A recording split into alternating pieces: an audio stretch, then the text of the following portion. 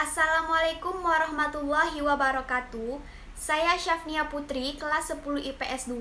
Di sini saya akan menjelaskan tentang materi kita pada kali ini, yaitu majas atau gaya bahasa.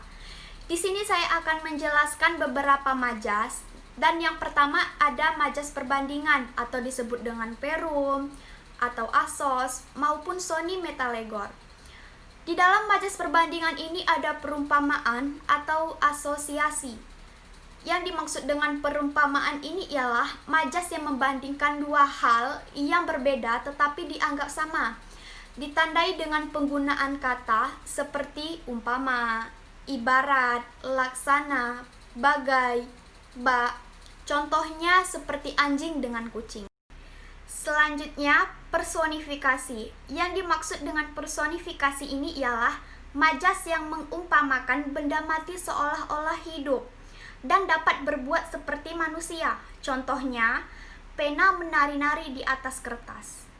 Nah, selanjutnya ada pula metafora. Yang dimaksud dengan metafora ini ialah pemindahan sifat suatu benda langsung pada benda lain, yakni kiasan persamaan antara benda yang diganti namanya dengan yang menggantinya. Persamaan sifat, contohnya hatinya panas mendengar hinaan itu. Dan pengganti kata lain, contohnya bulan disebut Dewi Malam. Dan ungkapan, contohnya ialah anak emas.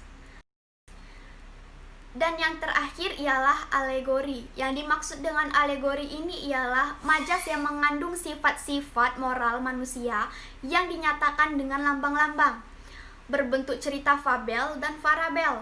Alegori disebut juga kiasan secara utuh. Fabel ialah cerita hewan, contohnya kancil dan buaya. Sedangkan farabel ialah cerita yang ada unsur pendidikannya, contohnya Nabi Adam dan Hawa.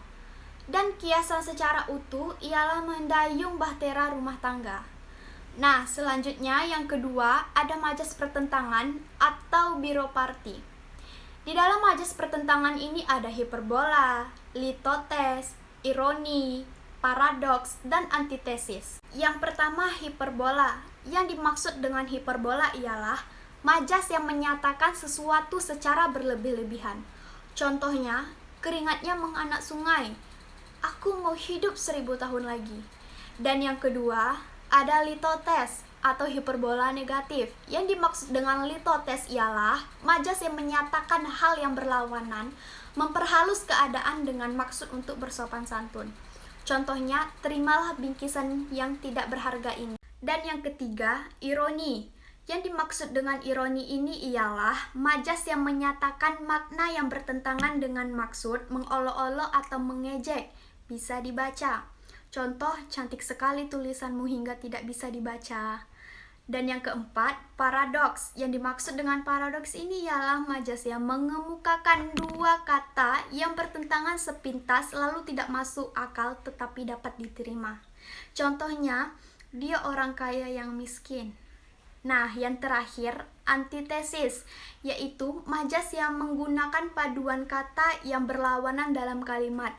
Contohnya, tua muda, besar kecil berbondong-bondong ke lapangan. Nah, majas yang ketiga ialah majas pertautan atau disebut dengan 1 cok ditambah 3 cek.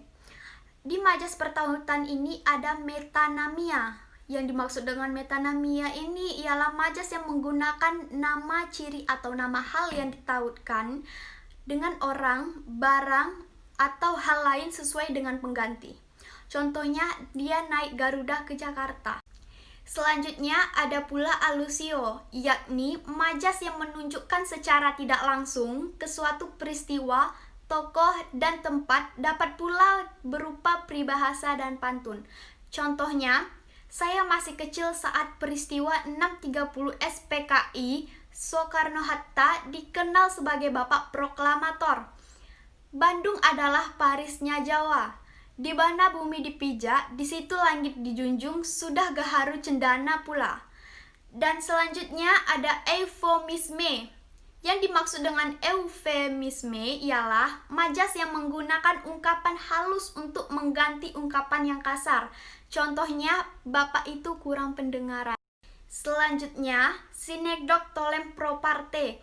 Yang dimaksud dengan sinekdok tolem pro parte ini ialah majas yang menyebutkan keseluruhan untuk sebagian. Contohnya, SMA Negeri 3 juara cerdas cermat.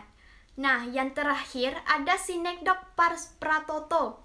Yang dimaksud dengan sinekdok pars pratoto ini ialah majas yang menyebutkan sebagian untuk keseluruhan. Contohnya, sudah seminggu aku tidak melihat batang hidungnya. Nah, majas yang keempat ialah majas penegasan atau Leo makan pare. Di dalam majas penegasan ini terdapat pleonasme, yakni majas yang menambahkan kata sebagai penegas yang sebenarnya. Tidak perlu karena sifat penegasan itu sudah ada kata yang mendahuluinya. Contoh, Putri maju ke depan. Dan selanjutnya ada klimaks, yakni majas yang menggunakan urutan kata makin lama makin meninggi atau hebat. Contohnya, jangankan seminggu, sebulan, setahun, bahkan sewindu pun aku akan sanggup mencintaimu. Nah, selanjutnya ada pula antiklimaks. Antiklimaks yakni majas yang menggunakan urutan kata makin lama makin menurun.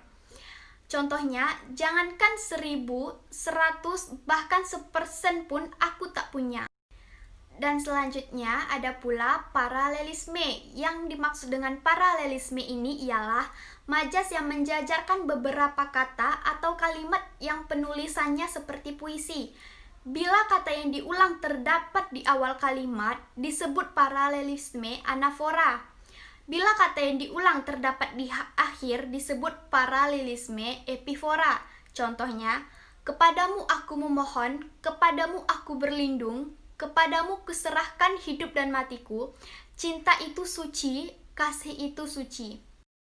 Nah, yang terakhir, repetisi, yakni majas yang mengulang kata-kata tertentu beberapa kali untuk menegaskan maksud. Contohnya, bukan cemburu, bukan iri hati, dan bukan pula dengki, tetapi aku ingin menyadarkan. Sekian penjelasan dari saya. Jika ada kesalahan kata, saya mohon maaf. Saya akhiri dengan wabillahi taufiq wal hidayah. Wassalamualaikum warahmatullahi wabarakatuh.